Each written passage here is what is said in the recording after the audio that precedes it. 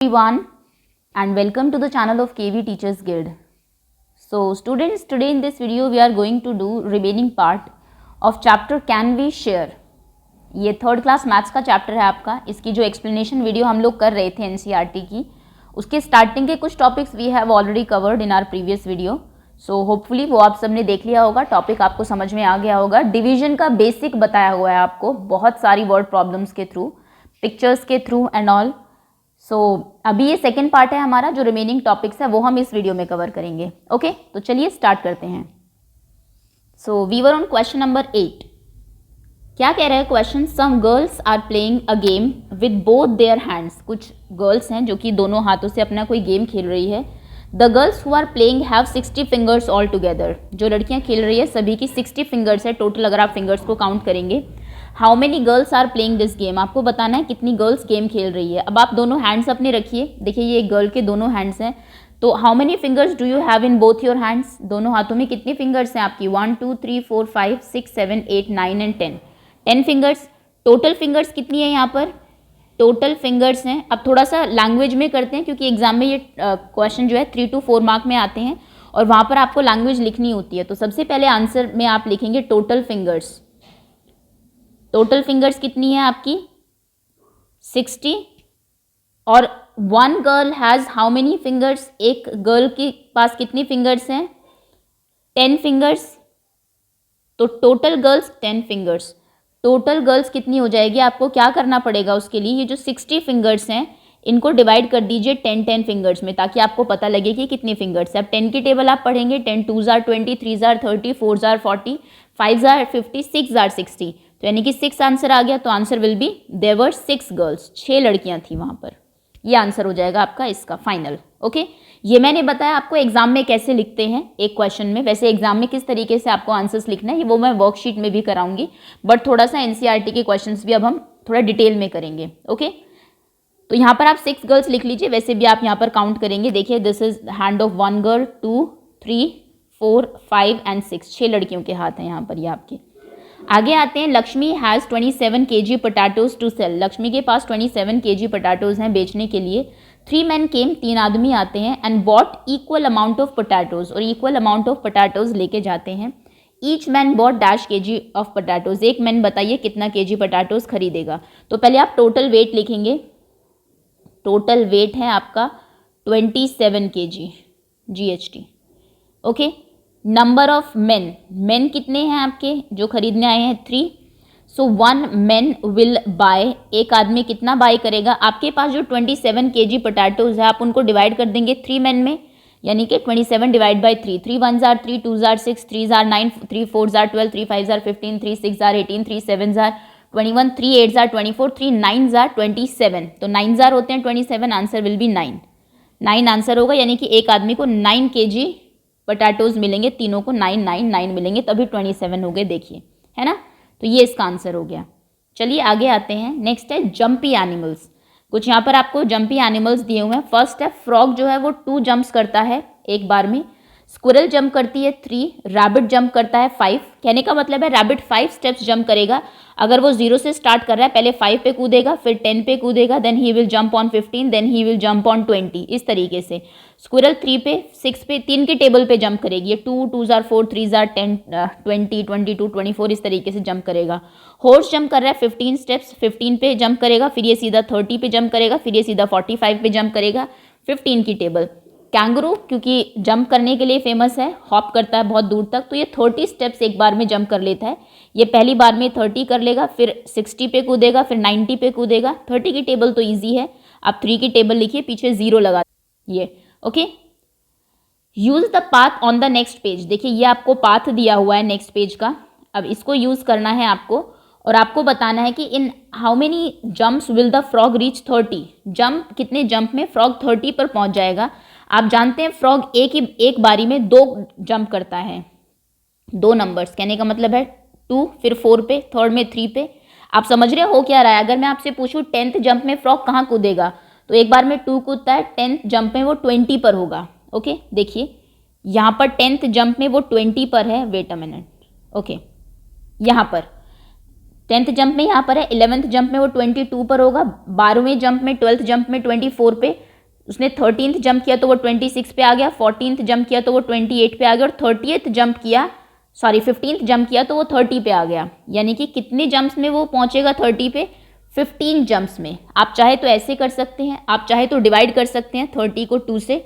2 1s are 2, minus किया, 1 reminder बचा, 0 को कैरी किया, 2 5s are 10, कुछ नहीं बचा। ठीक है, ऐसे भी 15 आपका आंसर आ जाएगा। आप चाहे तो आप ये भी सोच सकते हैं कितने 2s are 30, अगर आपको 15 तक टेबल आती है तो। Okay, in how many jumps will the squirrel reach 27? अब आप बताइए स्क्विरल कितने जंप्स में 27 पे पहुंचेगी? स्क्विरल एक बार में 3 जंप करती है, 27 पर जाना है तो 27 को आप डिवाइड करेंगे 3 से। 3 की टेबल पढ़िए, 2s are 6, 3s are 9, ऐसे तो आप जानेंगे कि 3 9s are 27, यानी कि 9 जंप्स में वो 27 पर पहुंच जाएगी। तो एक जंप में जितना एनिमल जंप करता है आपको उसको खाली डिवाइड करना है जहाँ पर उसको पहुंचना है उससे। समझ गए आप? अब आगे के क्वेश्चन क्योंकि आपसे ही पूछे जाएंगे।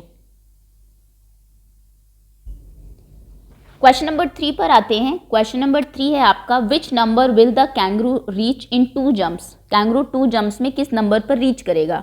अब हमने देखा था कैंगरू एक बार में, आप पिछली टेबल देखते रहिए। एक काम करिए, अपनी बुक ओपन करके रखिए इससे प्रीवियस पेज पे, क्योंकि मैं दोनों पेजेस आपको एक साथ नहीं दिखा सकती। चलिए दिखा भी सकती हूँ आप चाहे तो, लेकिन फिर ये स्क्रीन छोटी हो जाएगी काफ़ी, तो आप उसको खोल के रखिए। मैं बताती हूँ, कैंगरू एक बार में 30 जंप करता है, तो पहले बार में वो 30 पे जंप करेगा, उसके बाद फिर से नेक्स्ट 30 पे जंप करेगा, तो वो कहाँ पहुंचेगा? 60 पे, है ना। तो इसका आंसर आप कैसे लिखेंगे? 30 एक जंप में, तो 2 जंप्स में ही विल रीच ऑन 60, तो इसका आंसर हो जाएगा 60। ओके, नेक्स्ट क्वेश्चन पर आते हैं हम लोग। Who all will meet at the number 15? 15 number पर बताइए कौन कौन मिलेगा। तो देखिए 15 नंबर कहने का मतलब है, इनडायरेक्टली पूछ रहा है 15 किस किस की टेबल में आता है। तो अगर हम स्टार्ट करते हैं फ्रॉग से, फ्रॉग देखिए 2 जंप्स कर रहा है, तो 2 की टेबल में डेफिनेटली 15 नहीं आता, वो 2 पर जंप करेगा, 4 6 8 10 12, 12 के बाद वो 14 पर करेगा, 14 के बाद वो 16 पर करेगा। कहने का मतलब है 15 जो नंबर है उस पर जंप वो करेगा ही नहीं, है ना। देखिए यहाँ पर फ्रॉग को अगर आप देखें, 12 के बाद 14, 14 के बाद सीधा 16, 15 पर आया ही नहीं क्योंकि 2 की टेबल में नहीं आता है। नेक्स्ट हमारी है स्क्विरल। स्क्विरल डेफिनेटली 3 जंप कर रही है, 3 5s are 15, 5वीं जब वो 5th टाइम जंप करेगी तो वो 15th पर पहुंच जाएगी। तो नेक्स्ट स्क्विरल जो है वो जंप करेगी। रैबिट 5 जंप कर रहा है, तो रैबिट 5 2s are 10, फिर थर्ड पे वो 15 पे जंप करेगा, और हॉर्स तो 15 कर ही रहा है, वो तो पहली बार में 15 पर जंप करेगा सीधा। कैंगरू 30 कर रहा है, तो वो 1 से लेके 30 तक किसी पर भी जंप नहीं करेगा, तो 15 पर भी नहीं करेगा। तो ये 3 एनिमल्स हैं जो 15 नंबर पर जंप करेंगे, squirrel, rabbit and horse. Okay, will the rabbit ever be at number 18? क्या रैबिट कभी 18 नंबर पर पहुंचेगा? रैबिट एक बार में कितना जंप करता है? 5। तो क्या 5 की टेबल में आप देखिए 18 आता है? देखिए रैबिट 5 पर जंप करेगा, 10 पर करेगा, 5 3s are 15, 20 पे करेगा सीधा। 15 के बाद 20 पे किया, यानी कि वो 18 पर आया ही नहीं, तो इसका आंसर होगा नो। ऐसे समझेंगे आप इसको। How many jumps of rabbit equals to 1 jump of horse? Rabbit के कितने जंप हॉर्स के 1 जंप के बराबर है? रैबिट का एक जंप कितना है? 5 का। हॉर्स का एक जंप कितना है? 15 का। तो देखिए हॉर्स एक बार में 15 पे कूदेगा सीधा, और रैबिट 5 पे, फिर 10 पे, फिर 15 पे। तो रैबिट के कितने जंप्स हैं यहाँ पर? 1 2 एंड 3, और उसका सिर्फ 1, तो यानी कि हॉर्स का एक जंप रैबिट के 3 जंप्स के बराबर है। Next is how many jumps of horse equals to 2 jumps of kangaroo? अब इसको ध्यान से देखना, 2 जंप्स, इसको मैं आपको प्रॉपर करके दिखाती हूँ।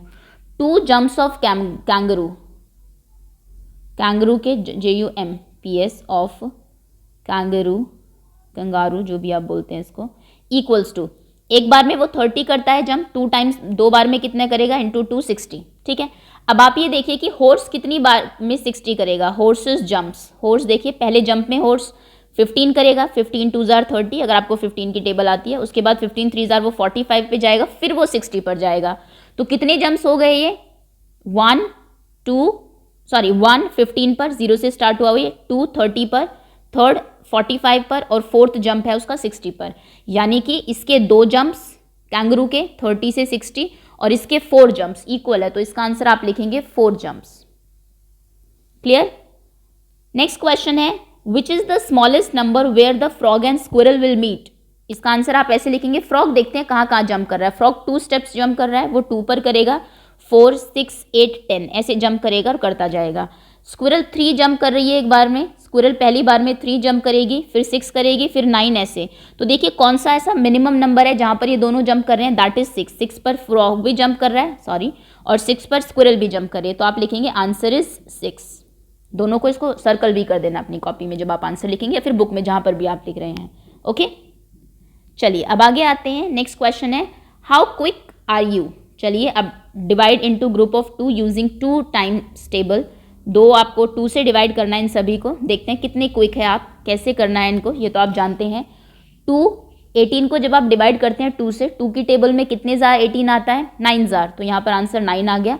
अब इसको आप हिंट इस तरीके से दिया हुआ है कि 2 की टेबल आपको पढ़नी है जब तक 18 ना आ जाए, यानी कि 2 9 जार 18, ये हम जानते हैं।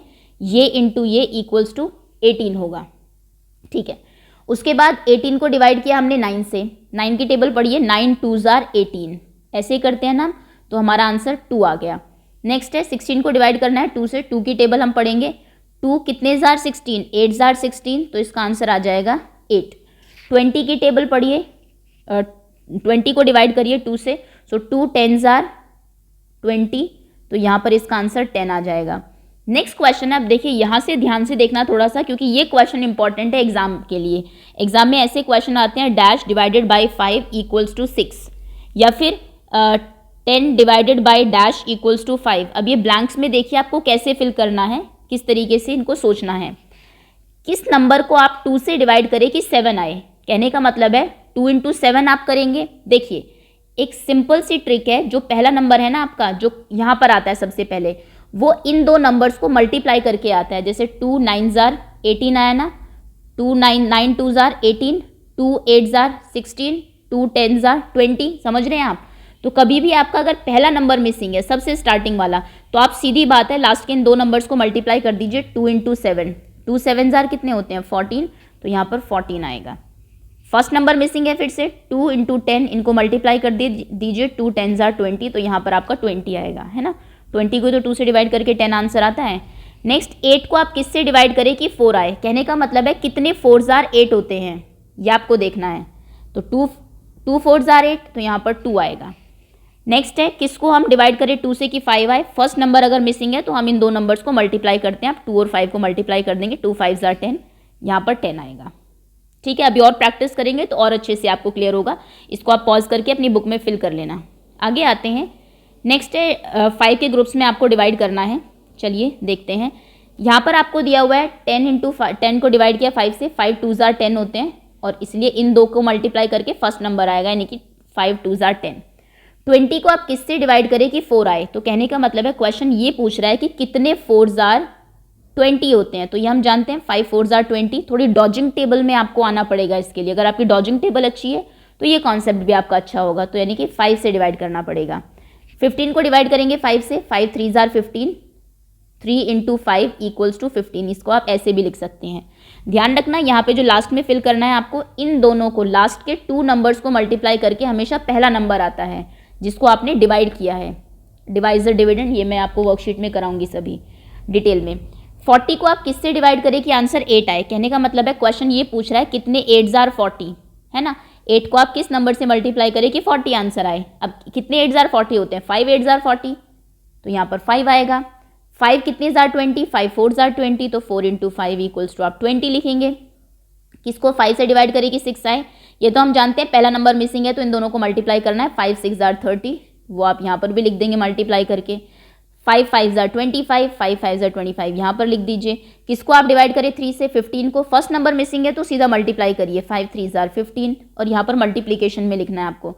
5 कितने जार 35, 5 7 जार 35, तो यहाँ पर आप 5 इंटू 7 या फिर 7 इंटू 5 लिख देंगे 35। 5 कितने को 5 से डिवाइड करें कि 2 आए, 10 को, बिकॉज 5 2 जार 10, लास्ट के 2 को मल्टीप्लाई करके 10 आना चाहिए। ये टेबल आप कंप्लीट करिए, इसके आगे नहीं है ना, नहीं है। अब ये टेबल मैं आपके लिए छोड़ रही हूँ, इसको आप खुद करिएगा, इसके नेक्स्ट में करा देती हूँ। ओके, ये देखिए यहाँ पर 4 को किससे आपने डिवाइड किया, ये कुछ डॉजिंग में दिया हुआ है आपको। 4 को किसी नंबर से आपने डिवाइड किया, आंसर 2 आया, तो कहने का मतलब है 2 और इस नंबर को मल्टीप्लाई करके 4 आना चाहिए। बताइए 2 और किस नंबर को मल्टीप्लाई करके 4 आता है, 2 और 2 को मल्टीप्लाई करके 4 आता है, यानी कि यहाँ पर 2 आएगा। 14 को आप 7 से डिवाइड करेंगे कितना आएगा, 7 2 ज़ार 14, और यहाँ पर मल्टीप्लाई करके आप कैसे लिखेंगे, 7 इंटू 2 इक्वल्स टू पहला नंबर, 3 2 ज़ार 6, 2 इंटू 3 इक्वल्स टू 6। 2 से किसको डिवाइड करेंगे कि 7 आए, जब भी पहला नंबर मिसिंग हो तो इन दोनों को आपको मल्टीप्लाई कर देना है, 2 7 ज़ार 14 यानी कि यहाँ पर 14 आएगा, और वो चीज़ आप यहाँ पर भी लिख देंगे। फर्स्ट नंबर मिसिंग है, 2 3 ज़ार 6 आएगा, वो नंबर आप यहाँ पर लिख देंगे, 3 5 ज़ार 15, यहाँ पर मल्टीप्लाई आप खुद लिख लेना, आप ये इंटू ये इक्वल्स टू ये लिखना है आपको, सब में बहुत रिपीटेटिव हो रही है चीज़ें इसलिए मैं नहीं करा रही हूँ। 4 2 ज़ार 8, 5 3 ज़ार 15, 8 को किससे डिवाइड करेंगे कि 4 आए, यानी कि 4 कितने ज़ा 8 होते हैं, 2 ज़ा पहला नंबर मिसिंग है तो 8 2 ज़ार 16, यहाँ पर 16 आएगा। 9 को डिवाइड करना है 3 से, 3 3 ज़ार 9, 9 2 ज़ार 18, पहला नंबर मिसिंग है तो 5 2 ज़ार 10, 5 4 ज़ार 20, 4 3 ज़ार 12, 4 5 ज़ार 20, 12 को किससे डिवाइड करें, 2 आए 6 से, ठीक है ना। बाकी आप यहाँ पर लिखते जाइए, 2 into 6 equals to 12, 5 into 4 equals to 20, 3 into 4 equals to 12। Okay, तो this you should complete yourself. तो ये था आपका चैप्टर, आगे कुछ नहीं। Divide the clock face into 3 parts so that the sum of the numbers in each part is same. इसको 3 parts में डिवाइड करिए ताकि हर जगह का जो सम है वो सेम हो आपका। एक तो इन्होंने किया हुआ है, एक पार्ट तो ये रहा, एक पार्ट मैं इसका आपका आंसर बताती हूँ। इसमें एक पार्ट होगा आपका ये, और थर्ड पार्ट होगा ये। ऐड कर लीजिए, 8 + 7 + 6 + 4, ये हो जाएगा आपका 8 + 6 is 14, 14 + 7 is 21, 21 + 5 is 26, 4 + 3 7, 7 + 9 is 16, 16 + 10 is 26, ये भी 26 है। 12 + 1 इज़ 13, 13 + 2 इज़ 15, 15 + 11 इज़ 26। तो तीनों का सम 26 26 26 है यहाँ पर। तो इस तरीके से 2 लाइन्स आप ड्रॉ करके, एक लाइन यहाँ पर ड्रॉ कर देंगे ये वाली, और एक लाइन यहाँ पर ड्रॉ कर देंगे, first part, second part and third part. Okay, ये थोड़ा सा माइंड टीजर्स हैं आपके जो लास्ट में दिए हुए, पजल है। तो चलिए स्टूडेंट्स, ये था आपका सेकंड पार्ट इसका। होपफुली क्वेश्चंस आपको सभी क्लियर होंगे। Thank you so much for watching, and very soon इसकी वर्कशीट और क्विज भी मैं अपलोड कर दूंगी, आप उसके लिए वेट करेंगे।